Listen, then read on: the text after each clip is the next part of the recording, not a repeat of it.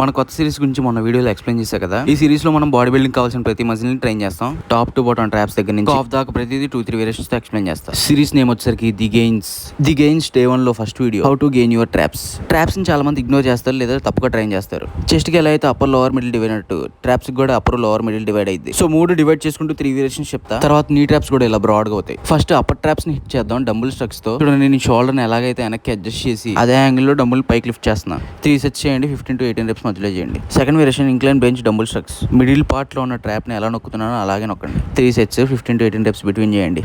సరిగ్గా గమనించి middle trap ని ఎలా హిట్ చేస్తున్నానో.